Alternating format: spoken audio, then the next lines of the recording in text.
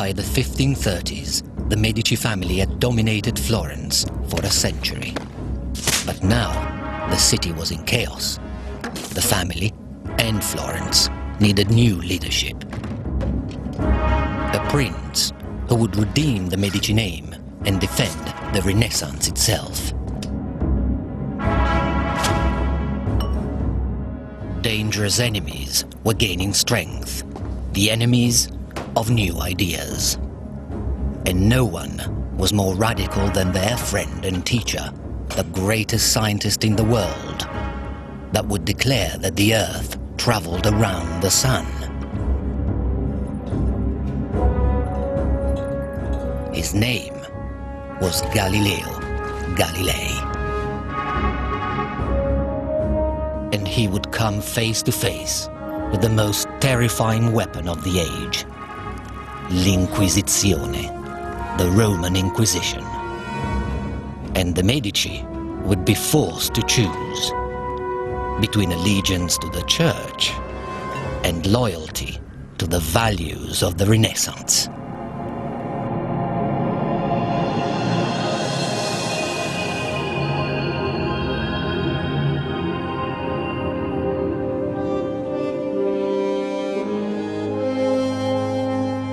Florence, 1537.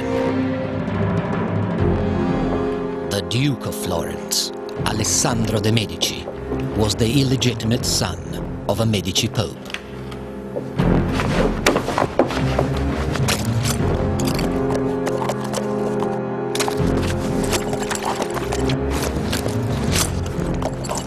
Enemies of the Medici saw a chance to cleanse Florence of the family, once and for all.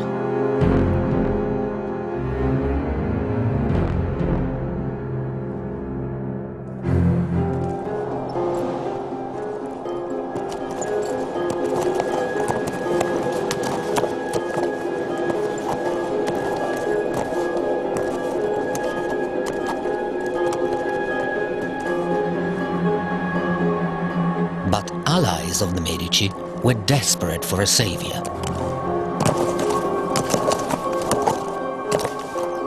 No matter how humble or how distant.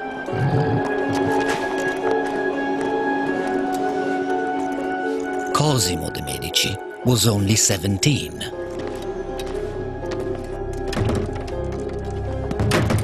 A fourth cousin to the murdered Duke.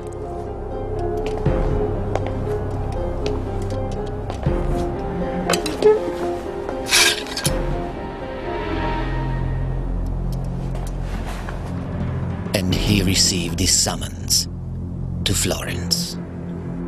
He was not from the main bloodline of the Medici. His education was not the typical humanistic education of a prince, so he was lacking a lot of those characteristics which, in the eyes of the contemporaries, would make him someone weak enough to be manipulated.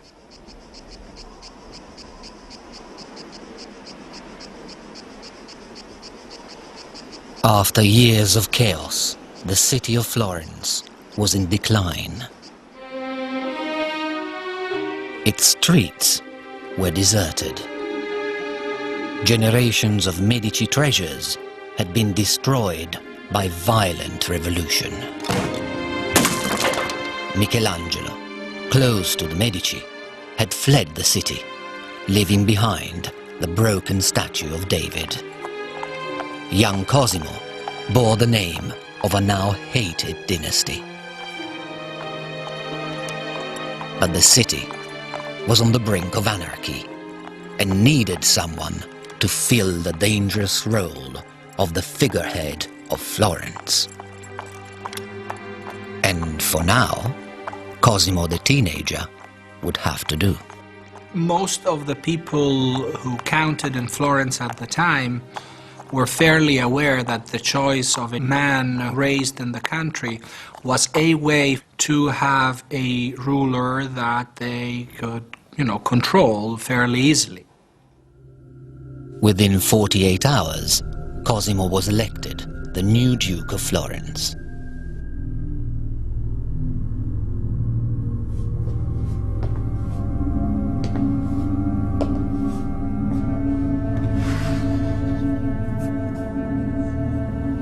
Cosimo I was an upstart.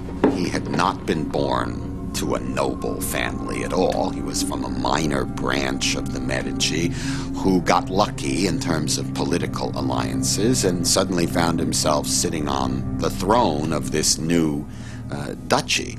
And he was always very insecure because he knew that the rest of the European royalty looked at him as some kind of, who cares about this fellow? Who is he anyway? Alone and isolated, he was haunted by his sense of illegitimacy. With the constant threat of assassination, it seemed just a matter of time before his enemies caught up with Cosimo.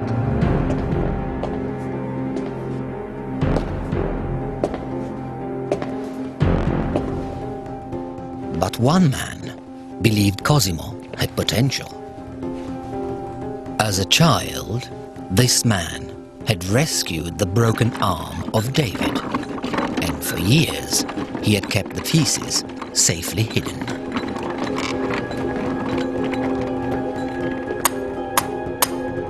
He had studied under the great Michelangelo himself. This man's name was Giorgio Vasari. Vasari had waited patiently through the chaos to repair his master's sculpture. All he needed was a patron. And Vasari knew that Cosimo's survival depended on good publicity. He strikes this alliance with Vasari, who invents the culture of a dynasty that wanted to present itself as coming from the Greek gods, but clearly, they were selling cloth until 20 years before. So they really started almost from scratch. The Medici always had patronized the arts, but with Cosimo I, the arts really become part of political PR.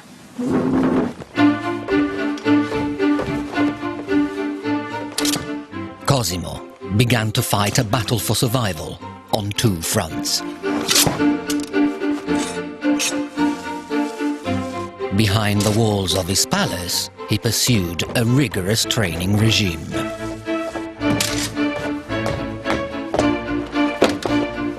And, under Cosimo's personal instruction, Florence's neglected Renaissance found new life.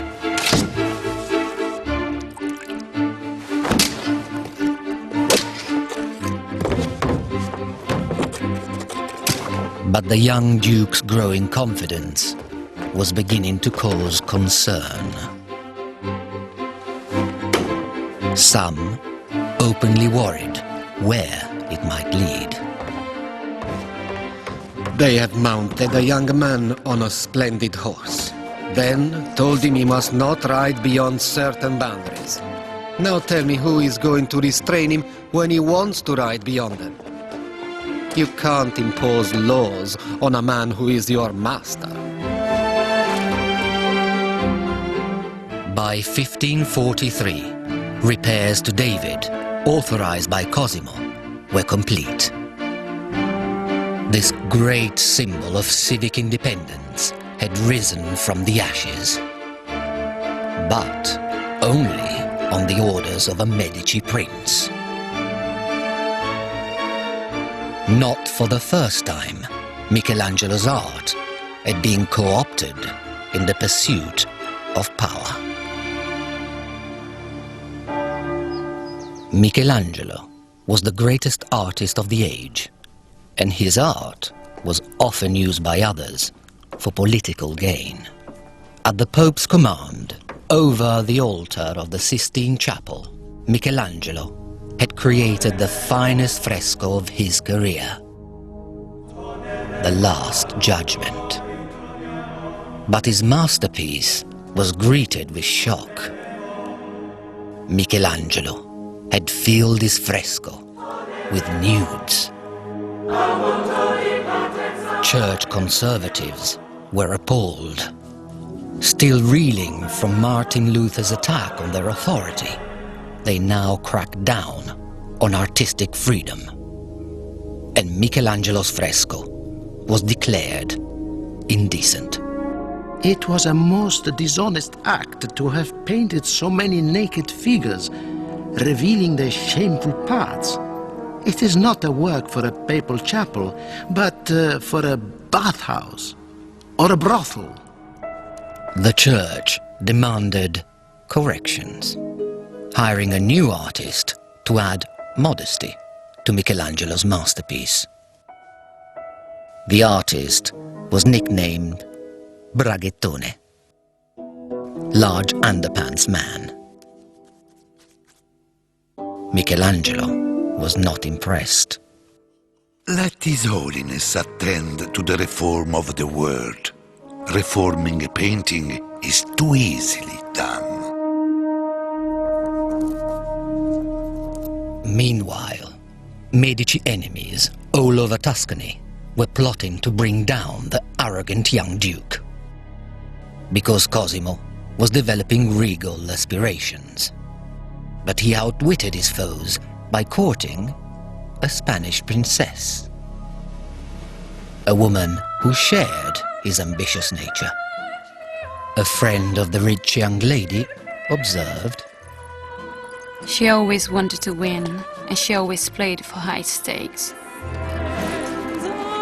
Bella Eleonora, she's beautiful. She was the daughter of Pedro de Toledo, Spanish Viceroy of Naples, and definitely her rank was superior to Cosimo's rank. Their wedding was for Cosimo a guarantee of the Spanish protection and approval of his regime.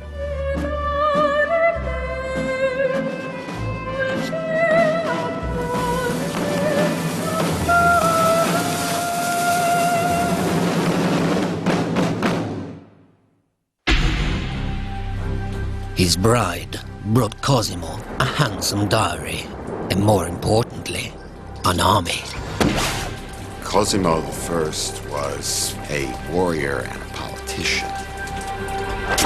And like all members of the family, he was primarily ambitious to build up the reputation of the family and the wealth of the state. And he would do anything necessary for that. He's different from the earlier Medici because he realizes that power has to come from military strength. And of course, one of the great things that he does is he builds up a navy for the first time in Florence's history. And he gets the point that if the Medici are going to keep in power, they have to have a military force. And it's Cosimo who works it out. Cosimo planned to spread his duchy from the coastline to the hills. And he went for a knockout punch. In one decisive battle, the Republic of Siena fell. The rest of Tuscany followed in capitulation to the Medici. Cosimo wasn't slow to publicize his success. Across the walls of the old government building, he ordered monumental frescoes from Vasari. Vasari was a sculptor, Vasari was a painter, Vasari was an architect, but more than all of these three arts combined, he supervised everything that was produced in the arts in function of the Medici ideology. Vasari was coordinating more than just producing art at the time. And it is probably one of the first time in Western history in which we have a systematic form of propaganda, of a regime that is in need of legitimizing itself and producing a state ideology that is not existing. Cosimo carefully crafted his image, shaping and editing Vasari's creations. The group of counselors which you've placed around me is not in the least necessary, as I acted entirely alone. You can fill up their places with figures representing silence and other virtues. Vasari painted on an unprecedented scale. He supervised an army of workers, filling the walls of the medieval palace with tales of courage and achievement. Soon, even the ceilings were bursting with heroic display. And Cosimo made sure that every generation of his family were given their place, turning the headquarters of the old republic into a temple to the Medici dynasty.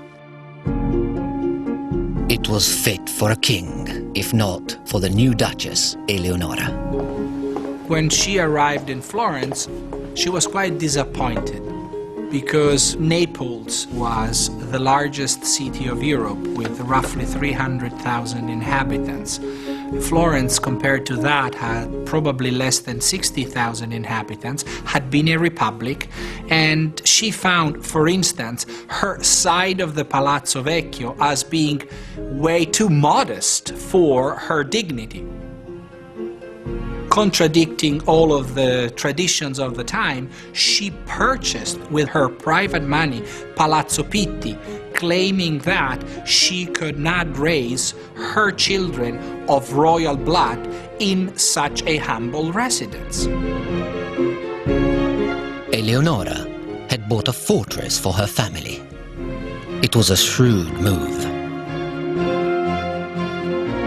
because the couple's regal ambitions had fueled the envy of their rivals. Now, those rivals wanted the Medici family dead.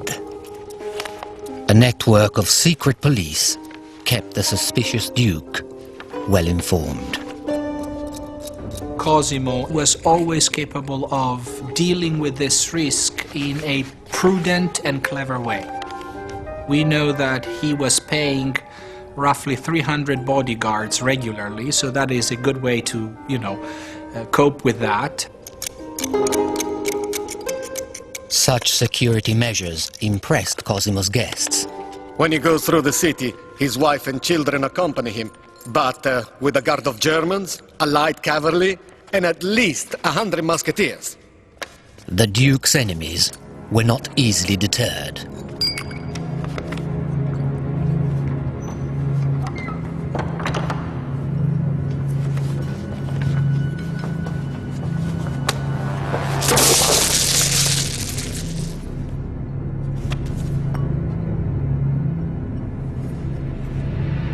Cosimo was ruthless in revenge.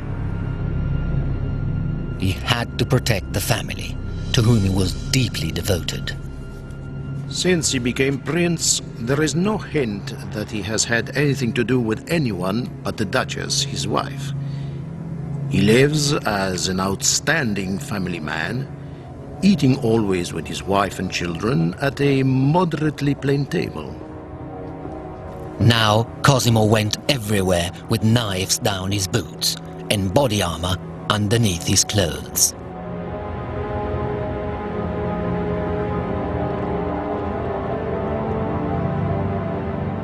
And his safe passage through the city was secured by building an enclosed, private corridor above the streets. But Cosimo had a problem. He was master of a complex administration, managed by myriad offices scattered throughout the city. For a cautious man like Cosimo, this was far too risky. He remembers everyone by name, and if he sees a stranger, he wants to know who he is and what he does. For although he has memoranda concerning income, expenses, troops, he remembers it all. It was Cosimo's realization that you couldn't run the government without a permanent bureaucracy. And if he was going to organize the government in this systematic way, then they had to have a location. Such a location had to be safe, and naturally, it had to be grand. The new buildings were constructed along two sides of a street, with a corridor linking the two wings. They were known only by the Italian word for offices, uffizi. And the original purpose of that palace was to house the government administration of Florence, which was getting bigger at that point. The Medici realized that if they wanted to run a large, modern state, they needed to have a systematic and very organized civil service, government agencies. From this well-protected base, Cosimo secured his own preeminence in Tuscany. Once again, Vasari covered the ceilings with jubilant frescoes. Vasari's main trait was that he was a great impresario. I mean, he was a decent painter, but he wasn't great. But he was a great manager. He lines up the painters, the sculptors, the architects, the masons. Finally, Cosimo felt secure. I am a ruler who accepts the authority of no one apart from God.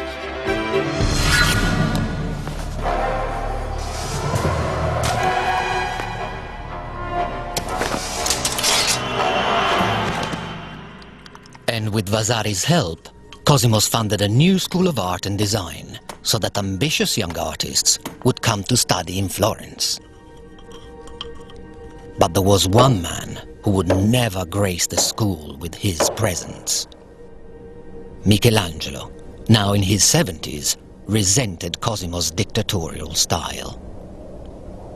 The man who had been discovered, nurtured, and bullied by the Medici had finally had enough. There was a tremendous source of frustration to Cosimo that Michelangelo wouldn't have anything to do with him and remained in Rome for the last 30 years of his life in high moral dudgeon about what the family had done by taking over absolute control of the Republic. And he refused to go back.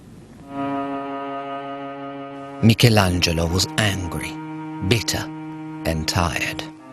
Now, he began work on his final sculpture, La Pietà. Upon its completion, he vented a lifetime of fury and frustration on the arm of Christ, attempting to smash it with a hammer. Michelangelo's own tortured likeness, frozen forever in the face of Nicodemus. Only death could reconcile Michelangelo with the Medici. When Michelangelo died in 1564, the Florentine government arranged secretly to sneak the body out of Rome, hidden inside of a hay basket, and bring it back to Florence, where they staged this enormous ceremonial funeral for him. They co-opted him after his death and made him into the greatest of Florentine artists, even though for 30 years he'd been thumbing his nose at the Medici. In death, Michelangelo was granted immortality by the Medici. The culmination of Cosimo's cultural campaign would be a book, written by his image maker, Vasari. The lives of the artists would seal the reputation of the Medici forever. It was the world's first work of art history. Vasari is an extraordinary figure because he underwrites everything that Cosimo does. He puts all the great Florentine artists right back to Giotto, right through to its culmination with Michelangelo, right at the centre of the story of Western European art. And they're invariably Medici-sponsored artists. So he's the great spin doctor. He's a public relations expert of the first magnitude, and we've all believed it ever since. The book was dedicated to Vasari's patron, Cosimo I.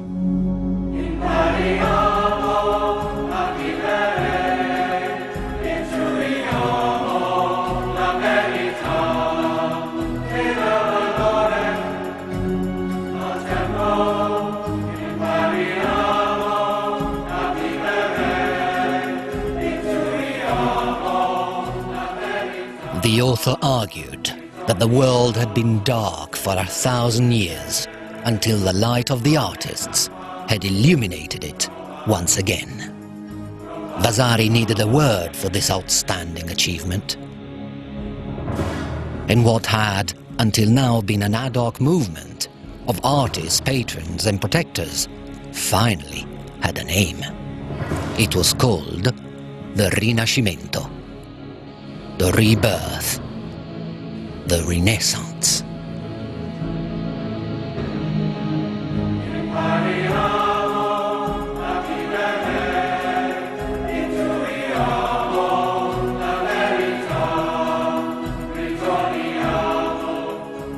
This is a crucial book, in my opinion, because it's the first book in which, for the first time, someone addresses the issue of explaining why those years in Florence under the auspices of the Medici were, quote-unquote, a creative age. This is the first, and in my opinion, most brilliant definition of the Renaissance.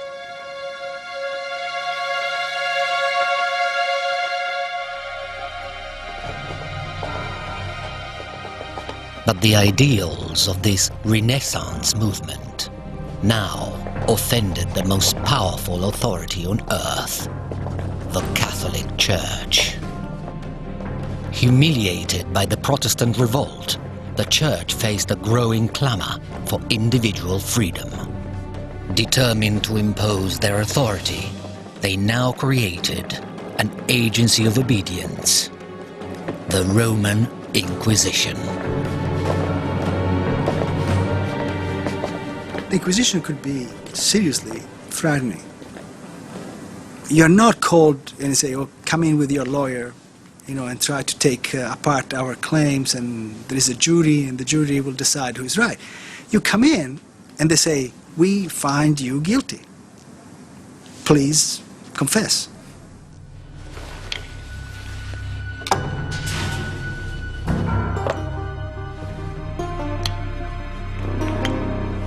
In 1559, l'Inquisizione arrived in Florence. They had come to enforce the censorship of the Church. The Index of Forbidden Books was a catalogue of 583 heretical works. To possess or disseminate any named volume was a punishable crime. And the Medici owned many of these great works of the Renaissance, from the classics of the ancient world to St. Augustine, Erasmus, and Machiavelli. The list was enormous. And Cosimo had his own legacy and his reputation to protect. Cosimo haggled with the Inquisition and came to a compromise.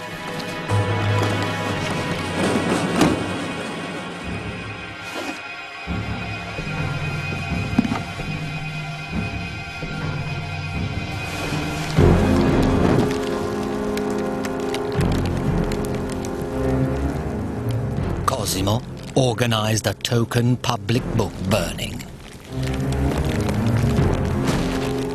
Because even a duke could not afford to alienate the Church. And Cosimo was desperate to be formally recognized by the most powerful organization on earth.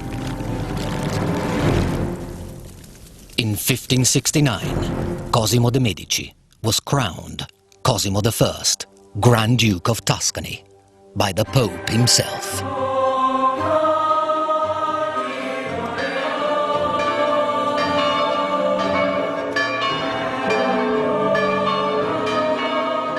The Medici had started as merchants and moneylenders. Over generations, they had climbed the precarious social ladder.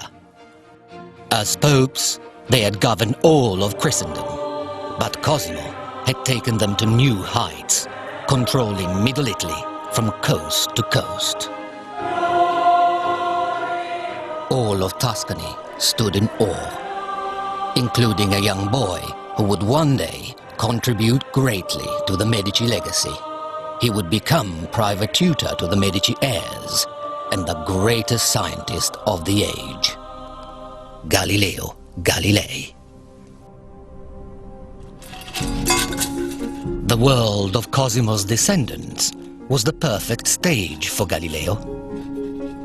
If you're an art buff, that's kind of all over. The juice has gone out of it by the time that the Medici dukes are installed, by and large, give or take. But the scientific revolution is just getting going.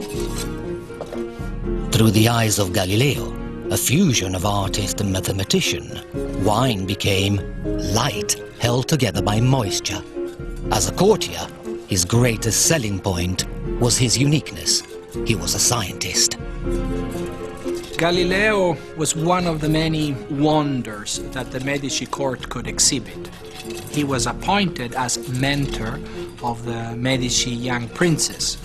So, on one hand, he satisfied the thirst of, splendor by having at court someone who could entertain and wonder people with experiments and never seen instruments. And on the other hand, he fulfilled one of the new requirements of principality, providing the young rulers with a technical education. Galileo had discovered the uniformity of pendulum vibrations, a critical step in the accurate measurement of time. He had made a name for himself as a brilliant thinker and a troublemaker. But the Medici legitimized his boldness.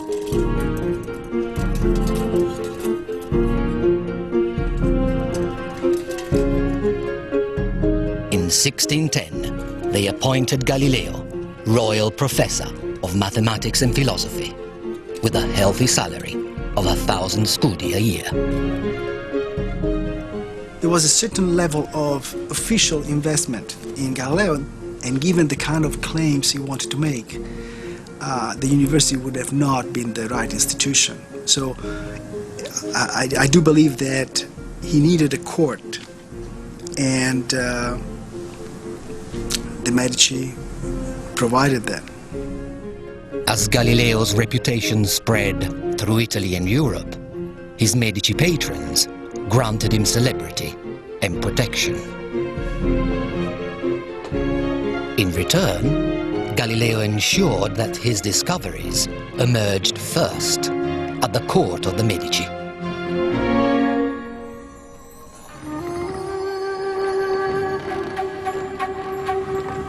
Galileo is this hybrid between a philosopher, a courtier, and a writer. The patron expects competence. There's no question about that.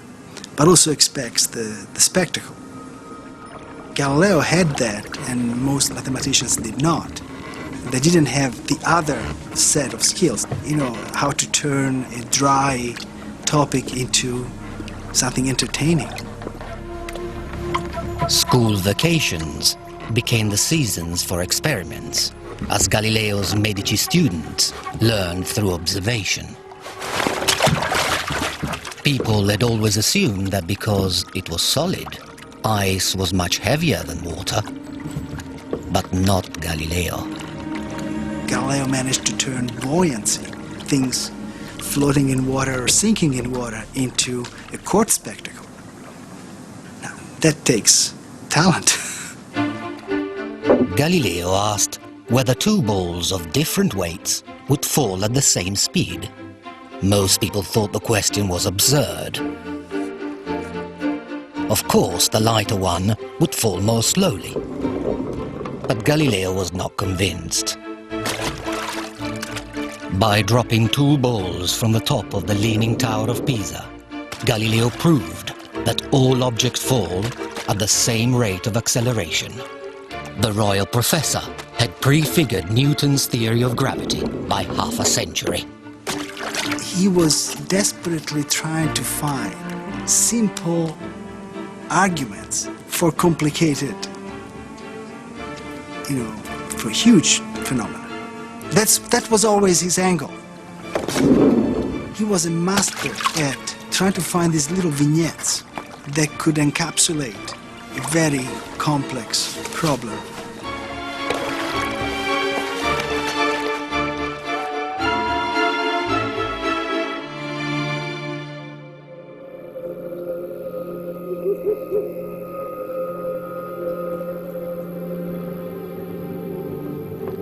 Galileo's hunger to observe was fed by a magnificent new invention, the astronomical telescope.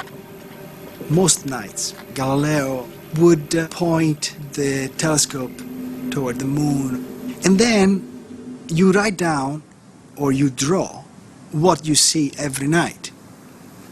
The way you build the case is by showing what you have seen over like 30 or 40 nights. But what Galileo observed went against everything people had been taught. The moon was not the pure white heavenly body of church doctrine. Galileo was amazed. It is like the face of the earth itself, which is marked here and there with chains of mountains and valleys. All of what people had been believing in regard to astronomy collapsed, because the idea that beyond the celestial vault you get into the world of perfection proved to be wrong. Otherwise there wouldn't be all of those imperfections on the moon. And through the eyes of the prince, the telescope adds to the court another element of originality and wonder. Galileo was the first man to discover that the sun had spots, to notice the unusual shape of Saturn, and to identify the Milky Way. And he was the first man to spot the moons of Jupiter. He named these mysterious objects after his patrons and protectors. He called them the Medici stars. Behold, 4 stars reserved for your illustrious name, which make their journeys with marvelous speed, like children of the same family. They were the most permanent monument that the Medici could hope for, because statues wear out, paintings fade, and the satellites of Jupiter do not fade. Nothing happens to them. They're there forever. I'm sure that watching the Medici stars was probably a family sport. Thanks to Galileo, the Medici name was written into the universe. And thanks to Medici patronage, Galileo was the most famous scientist in the world. The English ambassador recorded his achievement. The professor has discovered 4 new planets rolling about the sphere of Jupiter, the true cause of the Milky Way, and that the moon is not spherical. He has overthrown all former astronomy.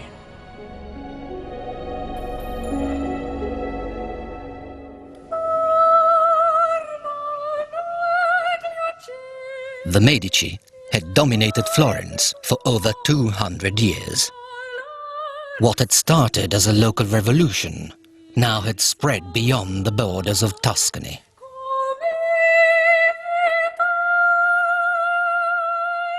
At the royal court of France, the world's first ballet had been presented to Queen Catherine de' Medici. In England, Shakespeare had thrilled massive audiences with extraordinary new plays. While in Italy, a radical new art form had been unveiled. Born in the house of the Medici, opera took the dramatic stories of classical heroes and set them to music. It had been performed by Galileo's own father.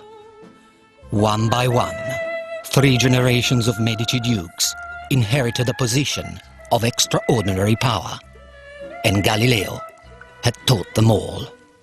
He had bestowed on them the gift of education, a rare gift they would never forget. I think that probably Galileo was more important to the Medici as time went on. For somebody like Ferdinand II, Galileo was an important image maker. The Medici were lucky. It's a remarkable coincidence to have one of your subjects turn out to be, such a scientific star. But there was still a force in the world more powerful than the benevolent wisdom of an individual thinker. The force of religious conformity.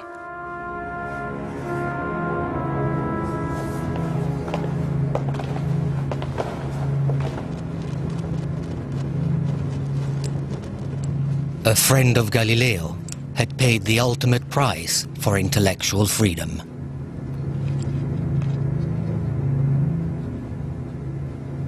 Giordano Bruno was a Dominican friar. He had devoted his life to the service of God, but he was also a scientist.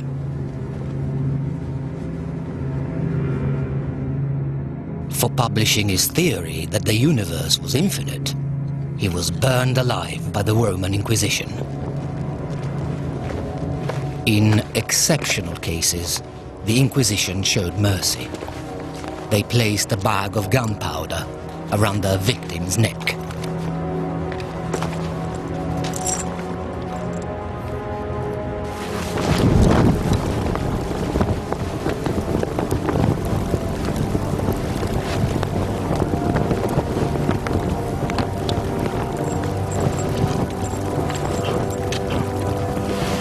Galileo knew how powerful and dangerous the truth could be. And he knew his own ideas were testing the Inquisition's patience.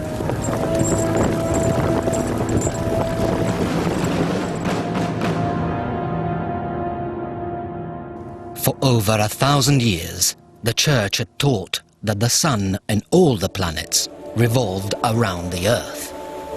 This fundamental truth underpinned the very essence of Christian identity.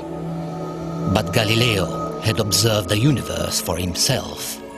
He had come to the radical conclusion that the Earth, in fact, revolved around the Sun.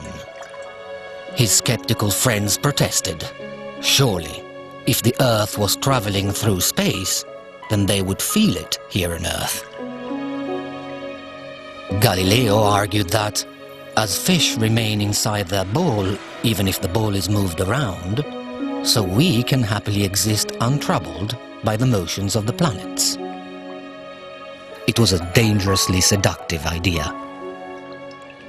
I think the revelation that the Earth goes around the Sun rather than vice versa must have just been shocking. It must have been earth-shattering, literally, because it threatens the whole notion of the Christian cosmology. The choice that now faced Galileo was simple: neglect the truth to save his neck, or publish and be damned. I do not believe that the same God who has endowed us with senses, reason, and intellect has intended us to forego their use. Galileo believes completely that the Earth goes around the Sun. He knows that he cannot say that. Okay? So he's walking a thin line.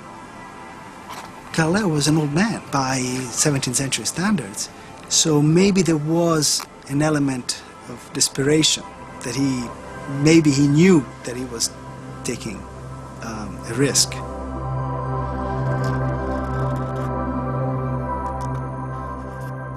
Galileo prepared a subtle argument in the form of a conversation between three friends.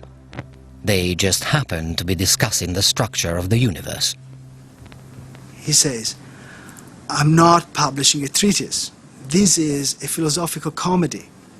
These are fictional characters, everything is fictional, right? So you cannot hold me accountable for what fictional characters say." Galileo submitted his text to the church in Florence so that it could be checked for signs of heresy. The church insisted on changes. Galileo agreed. And in 1632, Galileo's pioneering masterpiece was published. Under normal circumstances, normal being friendly, he would have got away with it. In a more hostile environment, people would simply say, "We do not care that Galileo has used the literary genre of a dialogue between fictional or dead people. He has said this, and we are going to hold him accountable." Galileo called his book The Dialogue of the Two World Systems and dedicated it to his student and patron, the Grand Duke of Tuscany. whose liberal munificence is the means by which it finally reaches publication.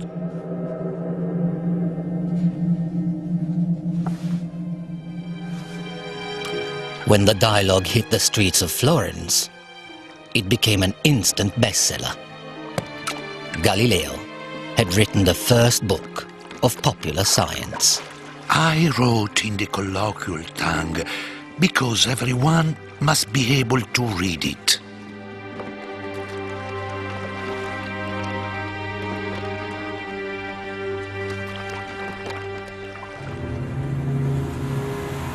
But when the dialogue reached the headquarters of the church in Rome, the Pope was furious.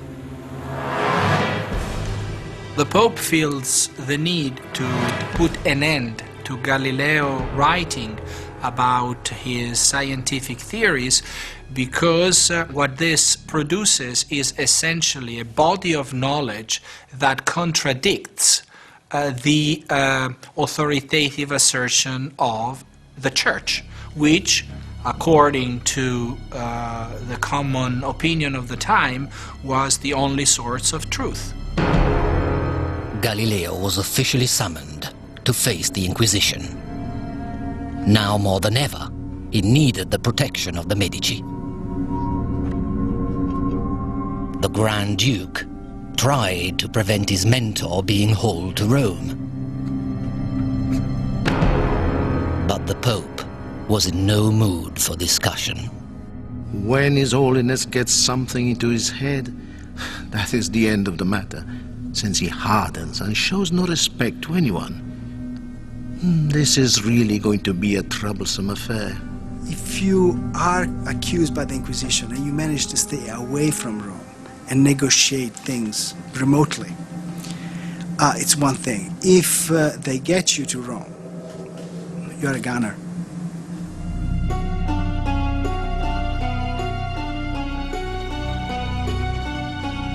In 1633, Galileo arrived in Rome.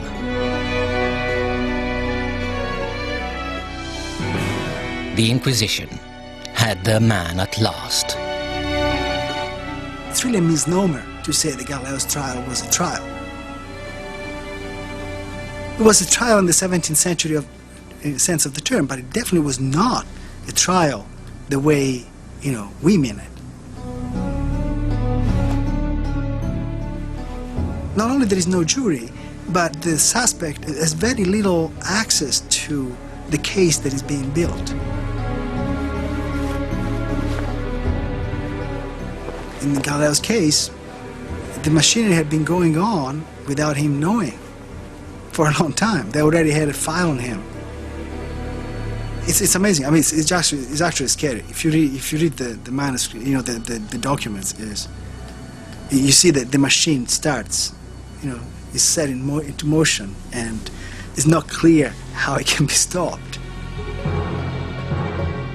Ordered to dress in the white robes of a penitent, Galileo had been shown the instruments of persuasion. The Inquisition's reliance on torture is not seen as part of the punishment. It is seen as a practice to get to the truth.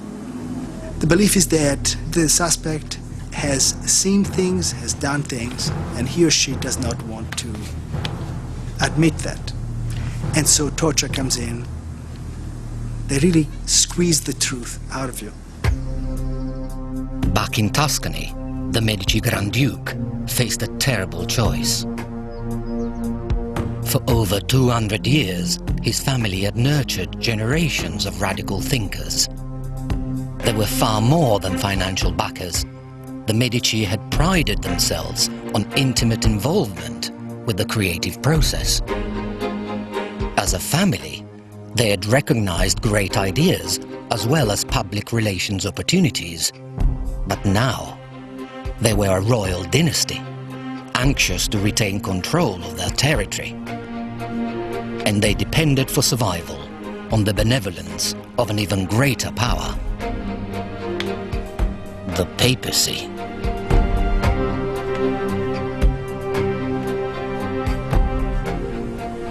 Pope basically says, look, stop pushing. He says, tell the Grand Duke that he's not going to come out looking good, or he's not going to come out well from this. That his support for Galileo is not going to help him. It's really a threat.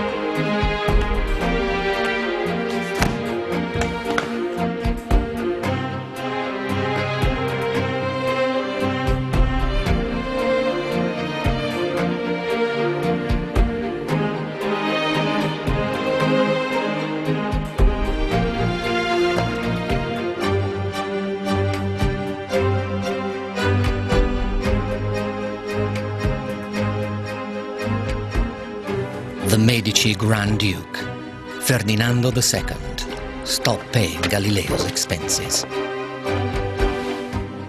On the 22nd of June, 1633, on his knees in the belly of the Vatican, Galileo denied what he knew to be true.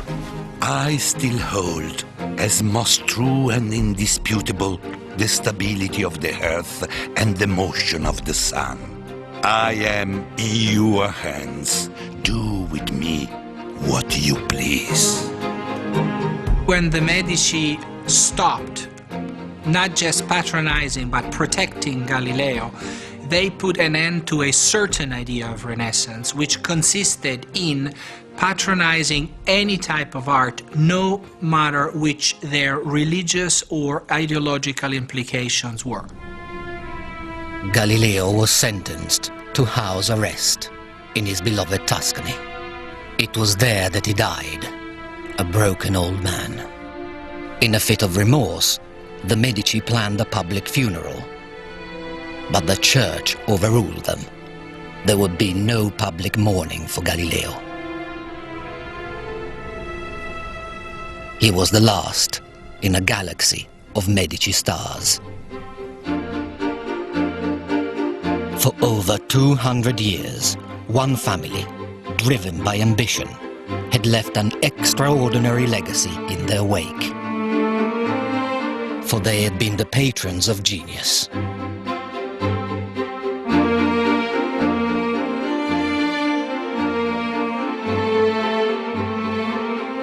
Renaissance men who had changed the Western world.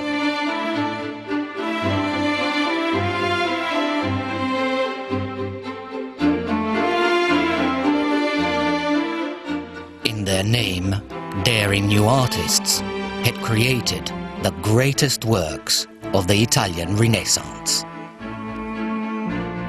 And what had started in Florence could not be stopped. A new energy had been unleashed, a spirit of reason and enlightenment that would give rise to the modern world. Many patrons would try to follow in their footsteps, but none would ever match the legacy of the Medici, godfathers of the Renaissance.